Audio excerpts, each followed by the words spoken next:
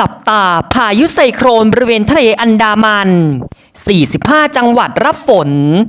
ไทยตอนบนรับมือพื้นที่เสี่ยงภัยฝนฟ้าคะนองลมกระโชกแรง 15 พฤษภาคม 2564 แอดมินก็ขอกราบสวัสดีพ่อแม่พี่น้องประชาชนทุกท่านด้วยนะครับ ก่อนที่เราจะไปรับชมรับฟังข้อมูลของช่องอย่าลืมกดติดตามและอย่าลืมกดสั่นกระดิ่งกดไลค์กด Subscribe กดแชร์ให้แอดมินด้วยนะครับเพื่อเป็นกำลังใจในการทำคลิปต่อไปขอคนละ1แชร์นะครับซึ่งในวันนี้เวลาประมาณ 17 นาฬิกากรมอุตุนิยมวิทยาได้ออกมาประกาศแจ้งเตือนในเรื่องของฝนพยากรณ์ฝน 24 ชั่วโมงข้างหน้าโดยในวันนี้เตือนทั้งหมด 45 จังหวัดในทุกภาคภาคเหนือเน้นแม่ฮ่องสอนเชียงใหม่เชียงรายน่านพิษณุโลกตากและเพชรบูรณ์ส่วนภาคตะวันออกเฉียงเหนือเน้นเลยสกลนครนครพนมมุกดาหารอำนาจเจริญชัยภูมินครราชสีมากาฬสินธุ์101ยโสธรบุรีรัมย์สุรินทร์ศรีสะเกษและอุบลราชธานีภาคกลางเน้นกาญจนบุรีราชบุรีสุพรรณบุรีพระนครศรีอยุธยาลพบุรีและสระบุรีส่วนกรุงเทพมหานครและปริมณฑลมีฝนฟ้าคะนองในบางเขตบางพื้นที่ภาคตะวันออกเน้นนครนายกปราจีนบุรีสระแก้วฉะเชิงเทราชลบุรีระยองจันทบุรีและตราดภาคใต้ฝั่งอันดามันเน้นฝนตกหนักในบางแห่งพังงากระบี่ตรังและสตูลภาคใต้ฝั่งอ่าวไทยเน้นฝนตกหนักในบางแห่งสงขลาปัตตานียะลาและนราธิวาสและในวันนี้เวลาประมาณ 17 นาฬิกากรมอุตุนิยมวิทยาได้ออกมาประกาศแผนที่แสดงพื้นที่เสี่ยงภัยฝนฟ้าคะนองลมกระโชกแรงประจำวันเสาร์ที่ 15 พฤษภาคม 2564 ตั้งแต่เวลา 17 นาฬิกาเป็นต้นไปบริเวณพื้นที่เสี่ยงภัยปานกลางสีเหลืองจังหวัดแม่ฮ่องสอนเชียงใหม่เชียงรายน่านตากพิษณุโลกเพชรบูรณ์กาญจนบุรีราชบุรีสุพรรณบุรีลพบุรีสระบุรีพระนครศรีอยุธยานครนายกปราจีนบุรีสระแก้วฉะเชิงเทราชลบุรีระยองจันทบุรีและตราดส่วนภาคตะวันออกเฉียงเหนือเลยสกลนครนครพนมชัยภูมิกาฬสินธุ์มุกดาหาร101ยโสธรอำนาจเจริญอุบลราชธานีศรีสะเกษสุรินทร์บุรีรัมย์และนครราชสีมาเป็นยังไงบ้างครับในแต่ละพื้นที่ของวันนี้เริ่มต้นเข้าสู่ฤดูฝนในวันแรกมีฝนตกฟ้าคะนองกันไหมแต่แอดมินนะครับเห็นแผนที่แล้วบริเวณภาคเหนือรวมถึงบริเวณภาคกลางในวันนี้และบริเวณภาคตะวันออกเฉียงเหนือทางตอนบนฝนยังน้อยนะครับส่วนภาคอื่นๆมีลักษณะของการกระจายของฝนในเริ่มต้นยังไม่ค่อยมากนักนะครับแต่ก็ยังมีเกิดขึ้นในหลายพื้นที่บางพื้นที่มีฝนตกเล็กน้อยบางพื้นที่ฝนตกปานกลางหรือในบริเวณบางพื้นที่นะครับจะมีฝนตกหนักเกิดขึ้นแอดมินก็ขอเป็นกำลังใจให้พี่น้องเกษตรกรรวมถึงนะครับชาวสวนชาวไร่ชาวนาที่จะทำการเกษตรในระยะนี้นะครับผมขอให้สู้ไปด้วยกันนะครับผมขอบคุณมากครับต่อไปนะครับจะเป็นพยากรณ์อากาศประจำวันที่ 15 พฤษภาคม 2564 ในช่วงเย็นนะครับพยากรณ์อากาศ 24 ชั่วโมงข้างหน้าประเทศไทยตอนบนจะมีอากาศร้อนในตอนกลางวันจะมีฝนตกฟ้าคะนองลมกระโชกแรงในบางพื้นที่บริเวณภาคเหนือทางตอนล่างภาคตะวันออกเฉียงเหนือและภาคตะวันออกทั้งนี้นะครับเนื่องจากจะมีลมตะวันตกเฉียงใต้และลมตะวันออกเฉียงใต้พัดปกคลุมภาคเหนือตอนล่างภาคตะวันออกเฉียงเหนือภาคตะวันออกรวมถึงภาคกลางนะครับสำหรับลมตะวันออกและลมตะวันออกเฉียงใต้พัดปกคลุมอ่าวไทยภาคใต้ทำให้ภาคใต้ยังคงมีฝนตกฟ้าคะนองและจะมีฝนตกหนักบริเวณภาคใต้ตอนล่างพยากรณ์อากาศภาคเหนือวันนี้ฝนน้อย 10% ของพื้นที่นะครับบริเวณที่มีฝนจะมีลมกระโชกแรงฝน 10% เน้นแม่ฮ่องสอนเชียงใหม่เชียงรายน่านพิษณุโลกตากและเพชรบูรณ์จากการพัดนำความชื้นของลมตะวันตกเฉียงใต้ภาคตะวันออกเฉียงเหนือฝนเพิ่มขึ้นนะครับ 40% ของพื้นที่ และจะมีฟ้าคะนองนะครับรวมถึงลมกระโชกแรงในบางพื้นที่ส่วนมากเน้นเลยสกลนครนครพนมมุกดาหารอำนาจเจริญชัยภูมินครราชสีมากาฬสินธุ์ร้อยเอ็ดยโสธรบุรีรัมย์สุรินทร์ศรีสะเกษและอุบลราชธานีจากการพัดนำความชื้นของลมตะวันออกเฉียงใต้ภาคกลางฝนน้อย 10% ของพื้นที่นะครับกับจะมีลมกระโชกแรงและมีฟ้าคะนองเน้นกาญจนบุรีราชบุรีสุพรรณบุรีพระนครศรีอยุธยา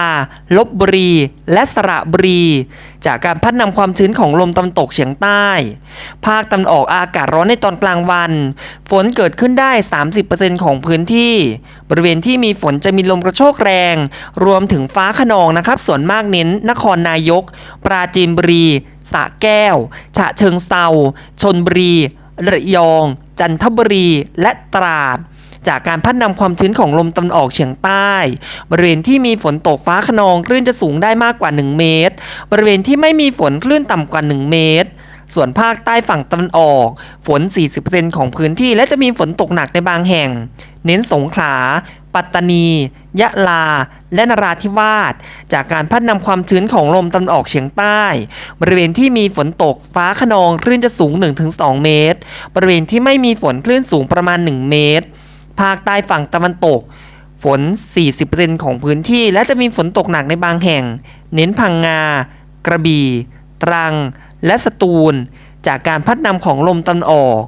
บริเวณที่มีฝนตกฟ้าคะนองคลื่นจะสูง 1-2 เมตรบริเวณที่ไม่มีฝนคลื่นสูงประมาณ1เมตรส่วนกรุงเทพมหานครนะครับมีฝน 20% ของพื้นที่และจะมีฟ้าคะนองจากการพัดนำความชื้นของลมตะวันออกเฉียงใต้ต่อไปนะครับแอดมินได้นำเอาการพยากรณ์อากาศ7วันล่วงหน้าจากกรมอุตุนิยมวิทยามาฝากพ่อแม่พี่น้องประชาชนทุกท่านด้วยนะครับสำหรับชาวไร่ชาวนาเกษตรกรรวมถึงผู้ที่จะเดินทางนะครับในระยะเวลา7วันล่วงหน้าเพื่อวางแผนในการเดินทางรวมถึงการวางแผนในการทำเกษตรกรรมนะครับโดยในวันนี้15พฤษภาคม2564ลมตะวันตกเฉียงใต้และลมตะวันออกเฉียงใต้พัดปกคลุมประเทศไทยตอนบนทำให้ไทยตอนบนมีฝนตกฟ้าคะนองลมกระโชกแรงสำหรับอ่าวไทยภาคใต้และทะเลอันดามันมีลมตะวันออกและลมตะวันออกเฉียงใต้พัดปกคลุมทำให้ภาคใต้มีฝนตกฟ้าคะนองในระยะนี้และจะมีฝนตกหนักในบางแห่งนะครับส่วน 16-21 พฤษภาคม 2564 มรสุมตะวันตกเฉียงใต้ที่พัดปกคลุมทะเลอันดามันประเทศไทยและอ่าวไทยประกอบกับนะครับจะมีลมตะวันออกเฉียงใต้พัดปกคลุมภาคเหนือตอนล่างภาคตะวันออกเฉียงเหนือภาคกลางและภาคตะวันออกทำให้ประเทศไทยมีฝนฟ้าคะนองเพิ่มมากขึ้นและจะมีลมกระโชกแรงรวมถึงฝนตกหนักในบางแห่งนะครับขอให้ประชาชนระมัดระวังในช่วงวันที่ 16-21 พฤษภาคมจะมีฝนตกหนักนะครับสำหรับชาวเรือบริเวณทะเลอันดามันควรเพิ่มความระมัดระวังในการเดินเรือนะครับบริเวณที่มีฝนตกฟ้าคะนองเพราะมรสุมจะมีกำลังแรงในระยะนี้พยากรณ์อากาศภาคเหนือ 15-16 พฤษภาคมวันนี้และวันพรุ่งนี้อากาศจะร้อนนะครับฝนเกิดขึ้นได้ 10-30% ของพื้นที่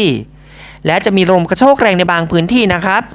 ภาคเหนือฝนน้อยกว่าเพื่อนเลยนะครับในช่วงนี้ส่วน 17-21 พฤษภาคมภาคเหนือฝนจะเพิ่มขึ้นนะครับ 40-60% ของพื้นที่กับจะมีลมกระโชกแรงและจะมีฝนตกหนักในบางแห่งจากการพัดนำของลมตะวันตกเฉียงใต้ส่วนภาคตะวันออกเฉียงเหนือนะครับตั้งแต่วันนี้เป็นต้นไปฝนจะค่อยๆเพิ่มขึ้น15พฤษภาคม 2564 ฝน 20% ถึง 40% ของพื้นที่นะครับกับจะมีลมกระโชกแรงในบางพื้นที่ส่วนโดยจะเน้นนะครับส่วนมากจะเน้นด้านตะวันออกรวมถึงตอนล่างของภาคนะครับส่วน 16-21 พฤษภาคมฝนฟ้าคะนองจะเพิ่มขึ้น 40-60% ของพื้นที่นะครับรวมถึงจะมีลมกระโชกแรงและฝนตกหนักในบางแห่งจากการพัดนำความชื้นของลมตะวันตกเฉียงใต้ส่วนภาคกลางนะครับฝน 10-30% ของพื้นที่นะครับในวันนี้ส่วนในวันพรุ่งนี้ 16-21 พฤษภาคม 2564 ฝนเพิ่มขึ้นเป็น 40-60% ของพื้นที่รวมถึงจะมีฝนตกหนักในบางแห่งจากการพัดนำความชื้นของลมตะวันตกเฉียงใต้ส่วนภาคตะวันออกนะครับในวันนี้15พฤษภาคมฝน 20-40% ของพื้นที่ ส่วน 16-21 พฤษภาคมฝนจะเพิ่มมากขึ้นกว่าเดิมนะครับเป็น 40-70% ของพื้นที่เลยนะครับรวมถึงจะมีฝนตกหนักในบางแห่งจากการพัดนำของลมตะวันตกเฉียงใต้บริเวณที่มีฝนตกฟ้าคะนองคลื่นจะสูงได้มากกว่า2เมตรบริเวณที่ไม่มีฝนคลื่นสูงประมาณ1เมตรส่วนภาคใต้ฝั่งตะวันออกนะครับ15 พฤษภาคมจะมีฝนตกฟ้าคะนอง 30-40% ของพื้นที่และจะมีฝนตกหนักในบางแห่งส่วนมากจะเน้นทางตอนล่างของภาคส่วน 16-21 พฤษภาคมนะครับฝนจะเพิ่มขึ้นเป็น 40-60% ของพื้นที่รวมถึงจะมีฝนตกหนักในบางแห่งคลื่นลมก็จะสูงขึ้นนะครับประมาณ 1-2 เมตรจากการพัดนำความชื้นของลมตะวันตกเฉียงใต้ส่วนภาคใต้ฝั่งตะวันตกนะครับฝนเพิ่มขึ้นนะครับ 40-70% ของพื้นที่ตลอดช่วงรวมถึงจะมีฝนตกหนักในบางแห่งจากการพัดนำความชื้นของลมตะวันตกเฉียงใต้ทะเลจะมีคลื่นสูงนะครับเพิ่มขึ้นมากกว่า2เมตรส่วนกรุงเทพมหานครและปริมณฑลในช่วงนี้ฝนยังน้อยนะครับ 10-30% ของพื้นที่ส่วน 16-21 พฤษภาคมฝนจะเพิ่มมากขึ้นเป็น 40-60% ของพื้นที่นะครับจากการพัดนำของลมตะวันตกเฉียงใต้ไปนะครับเราจะมาพยากรณ์ฝนจากโมเดล ECNWF-windy.com โหมดฝนฟ้าผ่าโดยเริ่มตั้งแต่เวลาประมาณ 18 นาฬิกาของวันนี้นะครับ15 พฤษภาคม 2564บริเวณภาคตะวันออกเฉียงเหนือมีฝนเล็กน้อยที่พรเจริญสร้างคอมน้ำโสมนากลางอุดรธานีเลยภูเรือหล่มสักชุมแพชัยภูมิบำเหน็จนรงค์วิเชียรบุรีเพชรบูรณ์หนองไผ่หนองบัวนครสวรรค์อุทัยธานีหันคาบ้านไร่ฝนปานกลางที่วงเวียนสระแก้วรวมถึงกาญจนบุรีนะครับฝนเล็กน้อยห้วยกระเจ้าพระนครศรีอยุธยาไซโยกสวนพึ่งราชบุรีประจวบคีรีขันธ์ทับสแกบางสะพานน้อยชุมพรเกาะสองหลังสวนคุระบุรีตะกั่วป่าบ้านนาสารพังงาทุ่งใหญ่กระบี่บ้านสาลาด่านตรังบ้านคีรีวงศ์บริเวณนี้นะครับนอกนั้นเน้นมีเมฆมากนะครับผมต่อไป 21 นาฬิกาโมเดลเปลี่ยนนะครับบริเวณที่เอ่ยมาก็ยังจะมีฝนในบางพื้นที่เน้นมีเมฆมากนะครับต่อไปเที่ยงคืนของวันที่15ต่อคืนของวันที่16พฤษภาคม 2564ฝนก็จะค่อยๆลดลงนะครับบริเวณประเทศไทยต่อไปนะครับเราจะมาดูปริมาณฝนสะสมใน24ชั่วโมงข้างหน้านะครับที่จะถึงนี้โดยปริมาณฝนนะครับในวันนี้มีการกระจายตัวเพิ่มมากขึ้นนะครับบริเวณภาคตะวันออกเฉียงเหนือภาคตะวันออกภาคใต้รวมถึงบริเวณภาคกลางนะครับส่วนบริเวณภาคเหนือฝนยังน้อยนะครับผมรวมถึงบริเวณภาคตะวันตกในวันนี้ฝนยังน้อยที่กาญจนบุรี 10.3 มิลลิเมตรเกาะ2 10.4 มิลลิเมตรคุระบุรี 11.3 มิลลิเมตรตะกั่วป่า 12.1 มิลลิเมตรพังงา 18 มิลลิเมตรบ้านนาสาร 16.1 มิลลิเมตรทุ่งใหญ่ 15 มิลลิเมตรกระบี่ 12.1 มิลลิเมตรบ้านสาลาด่าน 11.2 มิลลิเมตรตรัง 25.5 มิลลิเมตรบ้านคีรีวงศ์ 12 มิลลิเมตรนะครับผมและในวันนี้นะครับเวลาประมาณ 18 นาฬิกาเตือนพื้นที่สีแดงนะครับเน้นฝนที่ไผ่สาลีนครสวรรค์หนองบัวชุมแสงอินบุรีวงเวียนสระแก้วท่าช้างศรีประจันสุพรรณบุรีสองพี่น้องกำแพงแสนบางเลนกาญจนบุรีนะครับบริเวณนี้ต่อไปนะครับเราจะมาพยากรณ์ฝนในระยะเวลา10วันล่วงหน้าจากโมเดลพายุสายฟ้า windy.com วันอาทิตย์ที่ 16 พฤษภาคม 2564 จนถึงวันจันทร์ที่ 24 พฤษภาคม 2564 นะครับ 16 พฤษภาคม 2564 กลุ่มฝนนะครับมีลักษณะของการกระจายทั่วประเทศยกเว้นบริเวณภาคเหนือนะครับฝนยังน้อย 17 พฤษภาคม 2564 กลุ่มฝนมีการกระจายทั่วประเทศนะครับแต่บริเวณภาคเหนือฝนยังน้อยและนะครับในวันที่ 17 พฤษภาคม 2564 จะมีบริเวณพื้นที่สีแดงนะครับที่หนองฉางลานสักเมืองเท้าด่านช้างไซโยกกาญจนบุรีห้วยกระเจ้าบ้านห้วยน้ำขาวบ้านท่ากระดานบ้านหลังเขานะครับบริเวณนี้ 18 พฤษภาคม 2564 กลุ่มฝนลดลงนะครับแต่ก็ยังจะมีตกนะครับยกเว้นบริเวณภาคเหนือฝนน้อยมาก 19 พฤษภาคม 2564 กลุ่มฝนกระจายตัวทั่วประเทศแต่บริเวณอีสานตอนล่างฝนยังน้อย20พฤษภาคม2564กลุ่มฝนกระจายตัวทั่วประเทศภาคอีสานฝนน้อย21พฤษภาคม2564ฝนลดลงนะครับบริเวณประเทศไทยแต่ก็ยังจะมีการกระจายของการตกนะครับ22พฤษภาคม2564กลุ่มฝนลดลงนะครับแต่ก็ยังจะมีตกในบางพื้นที่ที่บริเวณภาคเหนือตอนบนและอีสานตอนล่างนะครับ23พฤษภาคม2564กลุ่มฝนลดลงนะครับแต่ก็ยังจะมีตกที่บริเวณภาคเหนือภาคตะวันออกรวมถึงอีสานตอนล่าง24พฤษภาคม2564กลุ่มฝนนะครับกระจายตัวทั่วประเทศและนะครับมีข่าวดีว่าในช่วงปลายเดือนพฤษภาคม2564จากแบบจำลองของเรานะครับที่เอามาให้พี่น้องประชาชนทุกท่านได้รับชมกันในขณะนี้ได้มีนะครับบริเวณหย่อมความกดอากาศต่ำที่อาจจะพัฒนาตัวขึ้นเป็นพายุไซโคลนในช่วงสิ้นเดือนนี้นะครับโดยอาจจะมีผลกระทบต่อบริเวณประเทศไทยถ้าหย่อมฝนนะครับหรือบริเวณหย่อมความกดอากาศนี้พัฒนาตัวขึ้นเป็นพายุไซโคลนไม่ได้ก็จะมาในรูปแบบของมรสุมตะวันตกเฉียงใต้กำลังแรงนะครับที่จะสาดฝนเทฝนเข้าบริเวณด้านตะวันตกของประเทศไทยจะได้รับผลทางตรงนะครับจากหย่อมความกดอากาศต่ำลูกนี้หรือพายุไซโคลนลูกนี้นะครับซึ่งเราจะต้องจับตาดูกันต่อนะครับผมซึ่งแอดมินจะรายงานให้พี่น้องประชาชนทุกท่านได้รับทราบเป็นระยะนะครับ